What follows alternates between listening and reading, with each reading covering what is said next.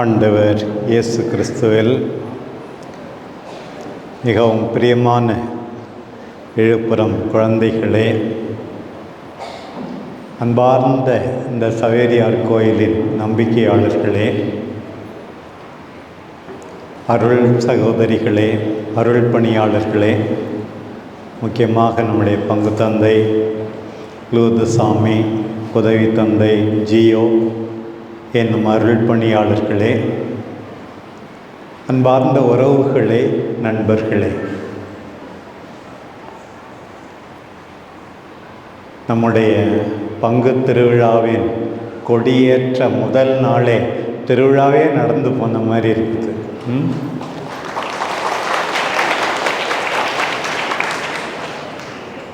அவ்வளவு கூட்டம், ஆர்ப்பாட்டம், அழகான ஜோடனை, நிறைய நேரம் கொடி பாவனை, நிறைய குருக்கள், வான வேடிக்கைகள், மின் விளக்குகள் எல்லாம் உள்ளத்தை தொடுகின்றது. நான் போகிற இடத்தெல்லாம் சொல்கிறது இதெல்லாம் என்னன்னு கேட்டால் வாழைப்பழத்தினுடைய தோல் மாதிரி தான். யாராவது எனக்கு வாழைப்பழத்தினுடைய தோல் மட்டும் போதும் அப்படின்னு சொல்லுவாங்களா?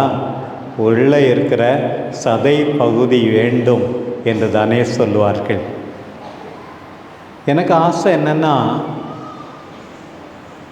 புதுவை கடலூர் உயர் மறை மாவட்டத்தில் விழுப்புரம் புனித சவேரியார் கோயில் பங்கில் இந்த அளவுக்கு மக்கள் ஆர்வமாக இருக்கிறார்களே, இந்த எல்லா மக்களும் சவேரியாருடைய மனநிலையோடு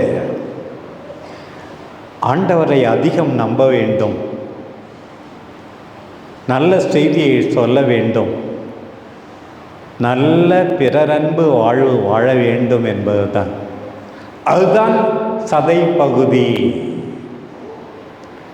அதை நாம் ஒருபோதும் மறந்துவிடக்கூடாது. ஆயர் சேலத்திலிருந்து வந்திருக்கிறார் பயணம் பண்ணி. புதுவை கடலூர் உயர் மறை மாவட்டத்தை சேர்ந்த குருவாக 35 ஆண்டுகள் பணியாற்றிய அருள் பணியாளர் தான் நான். நம்முடைய தாய் மறை மாவட்டத்துக்கு போகிறோம் என்று. ஆனால் நான் நினைத்து பார்க்கவில்லை, கொடி திரும்பி வருவதற்கு இவ்வளோ நேரம் ஆகும் என்று எனக்கு தெரியவே தெரியாது. எவ்வளவு நேரம் ஆகும் என்று தெரியவே தெரியாது. நல்லதுதான். நம்முடைய தனித்தன்மையை காட்ட வேண்டும், உரிய மரியாதை செய்ய வேண்டும். இதை தாண்டி என்னுடைய மக்கள், என் நெஞ்சுக்கு நெருக்கமானவர்கள், பாசமான பக்தர்கள் எல்லாரும் இன்னும் அதிகமாக ஆண்டவர் மீது நம்பிக்கை கொள்ள மாட்டார்களா? இன்னும் அதிகமாக குடும்பத்தில், அன்பு வாழ்வில் தலை சிறந்து ஓங்க மாட்டார்களா என்பதுதான் எனக்கு அதிக கவலையாக இருக்கிறது. பிரியமானவர்களே, இன்றைக்கு ஆண்டவரே நமக்கு சொல்லுகின்ற செய்தி பங்கு தந்தை முன்னுரையிலேயே சொன்னார்கள். உங்களுக்கு தெரியும், புனித பிரான்சிஸ் சவேரியார் எப்படி மனம் மாறினார் என்று. 1506 அவர் பிறந்தார். 19 வயசில் அங்கேருந்து பிரான்ஸ் நாட்டில் இருக்கிற பாரிஸ் நகரத்திற்கு பயணமானார். 19 வயசில் போனார். பிறகு வீட்டுக்கு போகவே இல்லை பாருங்கள். மனுஷன் போய் பெரிய படிப்பெல்லாம் படித்தார். படிக்கும்போது தான் புனித இஞ்ஞாசியாரை, லோயலா இஞ்ஞாசியாரை சந்தித்தார். அவர் அடிக்கடி அவருக்கு சொன்ன ஒரு நற்செய்தி வாக்கியம், ஒருவன் உலகமெல்லாம் தனதாக்கி கொண்டாலும் தன் ஆன்மாவை இழந்துவிட்டால் என்ன பயன்? நல்லா சொல்கிறீங்களே, ரொம்ப சந்தோஷமாக இருக்குது. அவருக்கு மட்டும் இல்லை, உங்களுக்கும் சொல்லப்படுகிறது, எனக்கும் சொல்லப்படுகிறது. தொப்பி வச்சுருந்த என்ன பிரயோசனம்? பூசையில் நடுவா நடுவில் நின்றுட்டு இருந்து என்ன பிரயோசனம்? அழகான உடுப்பு போட்டிருந்தா என்ன பிரயோசனம்? ஐயோ எல்லாரும் வணக்கம் சொல்கிறாங்க, என்ன பிரயோசனம்? ஃப்ளெக்ஸில் உன் ஃபோட்டோ இருந்தால் என்ன பிரயோசனம்? எதுவுமே பிரயோசனம் கிடையாது. உன் ஆன்மாவை நீ இழந்து விட்டால் எந்த பயனுமே கிடையாது. இன்றைக்கு நம் எல்லாருக்கும் சொல்லப்படுகிற செய்தி பாருங்க, ஆன்மாவை இழந்து விடக்கூடாது. முதல் வாசகத்தில் கேட்டோம், பல்வேறு அரசுகளை குறிக்கிற மாதிரி ஒரு சிலை, தலை தங்கம், தோள்பட்டை மார்பு பகுதி வெள்ளி, தொடை வெங்கலம், கால் இரும்பு களிமண்.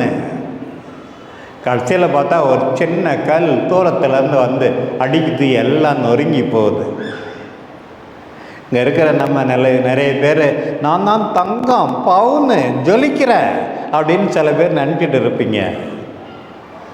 சில பேர் அந்த அளவு இல்லைனாலும் நான் வெள்ளி, சில பேர் நான் வெங்கலம், நல்ல ஓசை வருது அப்படின்னு நினைப்பீங்க. சில பேர் நான் இரும்பு அப்படின்னு நினைப்பீங்க. சாமி சொல்றார், ஆண்டவர் இல்லாமல் நீ குப்பை, ஒண்ணுமே கிடையாது. ஆண்டவரை தேடு, அவர் இல்லாமல் எதுவுமே கிடையாது. பிரியமானவர்களே, என்னுடைய வாழ்க்கையில் நான் ரொம்ப சாதாரண கஷ்டமான குடும்பத்தில் பிறந்து வளர்ந்தேன். எல்லாம் கடவுள் போட்ட பிச்சை. ஆண்டவர் இல்லாமல் ஒன்றும் இல்லை. இதை நீ உணர்ந்தால் ஆண்டவரை தேடுவாய், அடுத்தவர்களை மதிப்பாய். சில பேர் இந்த திருநா சமயத்தில் கூட நான் சொல்கிறதான் எல்லாம் கேட்கணும்னு சொல்கிறது, நான் யார் சொன்னாலும் கேட்க மாட்டேன்னு சில பேர் சொல்கிறது.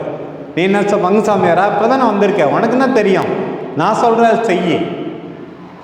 சில பேர் இப்படியெல்லாம் நினைக்கிறார்கள், ஆட்டம் போடுகிறார்கள். உன்னுடைய அழிவு தூரத்திலே இல்லை என்பதை மறந்து விடாது. ஆண்டவர் இன்றைக்கு நம் எல்லாரையும் அழைக்கிறார் பாருங்கள்.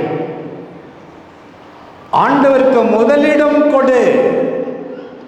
அவரை பிரிந்து உன்னால் எதுவுமே செய்ய முடியாது. பாருங்கள், ஆண்டவர் இன்றைக்கு சொல்லுவதை பாருங்கள். ஆண்டவரை தேடினால் நிச்சயமா நம்ம நம்முடைய உண்மை நிலையை உணர்ந்திருப்போம், தாட்சியோடு இருப்போம், அடுத்தவர்களை மதிப்போம். அதுதான் ரொம்ப முக்கியம். பிரியமானவர்களே, இந்த நற்செய்தி பகுதியில் நம்ம பார்க்கிறோம், கோயிலில் பார்த்து எல்லாரும் பிரமிச்சு போகிறாங்க பாருங்க. ஐயோ எப்படி அழகாக இருக்கு, ஷைனிங்காக இருக்கு, ஒளி வீசுகிறது. சீடர்கள் தான் அப்படிலாம் பேசிக்கிட்டே இருந்தாங்களாம் பாருங்க. அப்போது ஆண்டவர் சொல்வது பாருங்கள், இதெல்லாம் கல் மேலே கல் நிற்காத மாதிரி தரைமட்டம் ஆயிடும். பாருங்க, நிலையற்ற தன்மை. உன்னுடைய பட்டு புடவை, பவுனு, நகை, வீடு மேலே வீடு கட்டு வச்சிருக்கேன், எல்லாத்துக்கும் ஒரு நாள் அழிவு உண்டு. இஸ்ராயல் மக்களை எடுத்துக்கொண்டால் அவர்களுக்கு எருசலேம் தான் ரொம்ப முக்கியம். அந்த எருசலேம்ல ரொம்ப முக்கியம் அவங்களுடைய கோயில். இந்த கோயிலும் போதும், எங்கள் நகரமும் போதும், எங்களை யாரும் ஒன்றுமே செய்ய முடியாது என்று இருமாப்பு கொண்டிருந்தவர்களுக்கு ஆண்டவர் சொல்லுகிறார், எல்லாம் அழிஞ்சு போயிடும். ஆண்டவரை நீ மறந்தால் அழிந்து போய் விடுவாய். ஆண்டவர் இன்றைக்கு நம்ம எல்லாருக்கும் சொல்லு.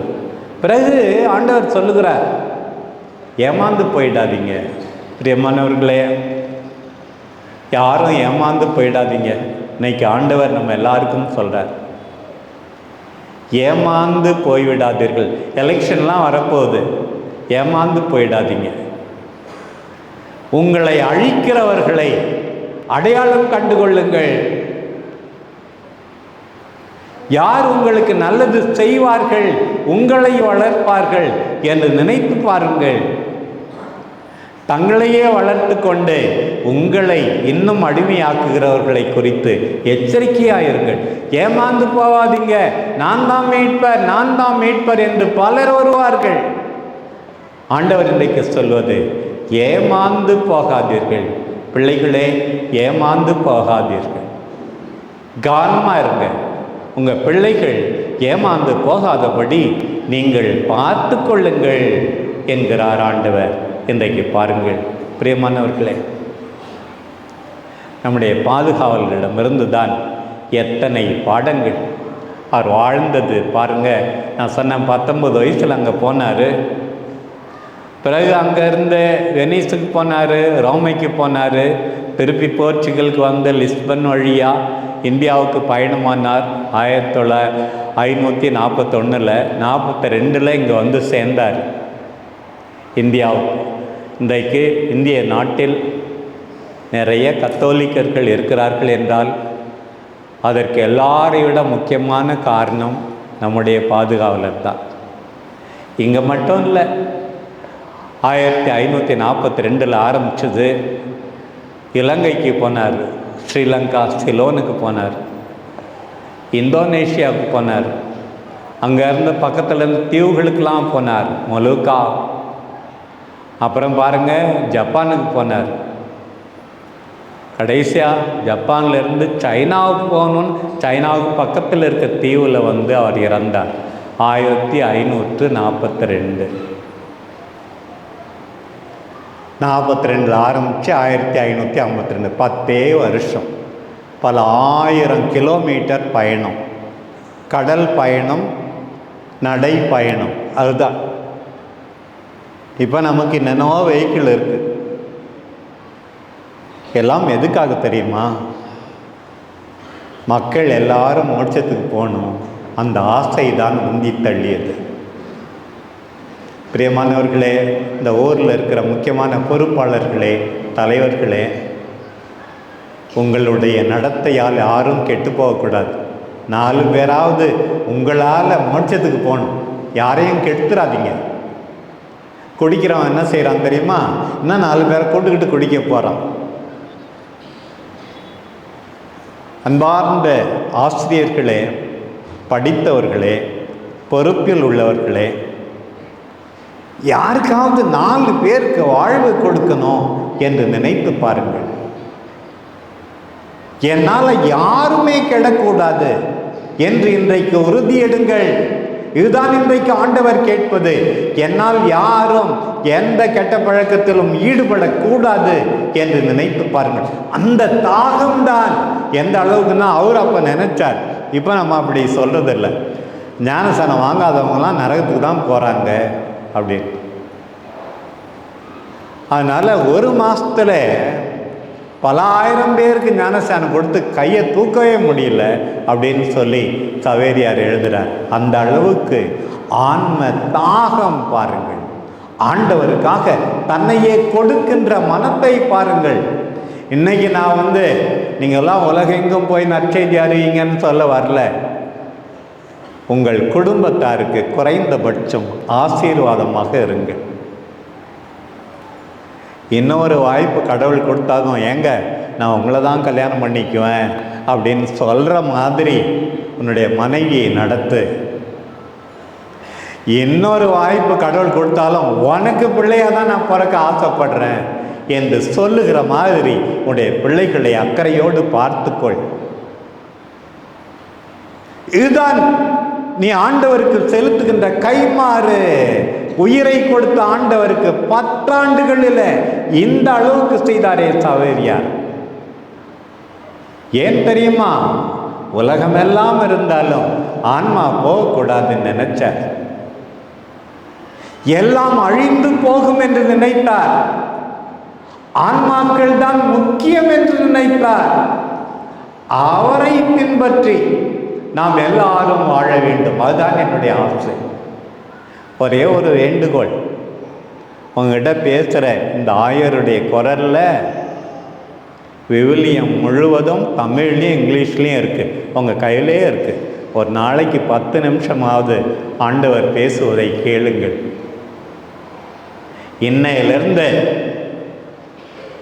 ஒரு நாள் கூட பைபிள் நான் 10 நிமிஷம் கேட்காத தூங்க மாட்டேன்னு முடிவு பண்ணிங்கன்னா நான் வந்ததுக்காக வருத்தப்பட மாட்டேன்.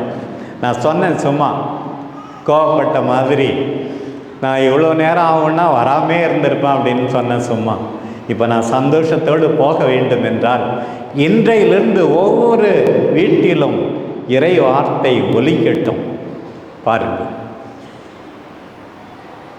கிறிஸ்துமஸ்க்கு முன்னாடி புதிய ஏற்பாடையே நீங்கள் கேட்டுடலாம். ஆண்டவர் பேசினார், மென்மையாவீர்கள், கனிவாவீர்கள், கோபப்பட மாட்டீர்கள், உங்கள் வாழ்விலே புதுமை நடக்கும். ஆண்டவர் உங்களை அழைக்கிறார். பாருங்கள், ஒவ்வொரு நாளும் குடும்பமாக 5 நிமிடமாவது ஜெபியுங்கள். கொஞ்சம் கொஞ்சமாக உங்கள் வாழ்வு மாறும். நம்முடைய தந்தை கிறிஸ்துராஜா கோயிலில் இருக்கிற தந்தை அருளானந்தம் சொன்னார், நான் எல்லாத்தையும் நீங்கள் வந்து பைபிள் படி கேளுன்னு சொல்கிறீங்க, நான் எல்லாத்தையும் ஜாமால சொல்லுங்கன்னு சொல்லுவேன், உடனே புதுமை நடக்குது என்று சொன்னார். மாதாவை உற்று பாருங்கள், சவேரியாரை உற்று பாருங்கள், இவர்களுடைய பரிந்துரையை வேண்டுங்கள், புதுமையை அனுபவிப்பீர்கள். இந்த திருவிழா வாழைப்பழ தோலோடு நின்றுவிட வேண்டாம். சதை பகுதியோடு நம் வாழ்வில் மாற்றத்தை உண்டு பண்ணி அன்பானவர்களாக, கனிவானவர்களாக, இரக்கமுடையவர்களாக, அடுத்தவர்களை மதிப்பவர்களாக, கீழ்ப்பிடிப்பவர்களாக, கஷ்டப்பட்டு உழைப்பவர்களாக நம்மை மாற்றட்டும். புனித சவேரியார் நமக்காக பரிந்து பேசுவாராக. ஆமென்.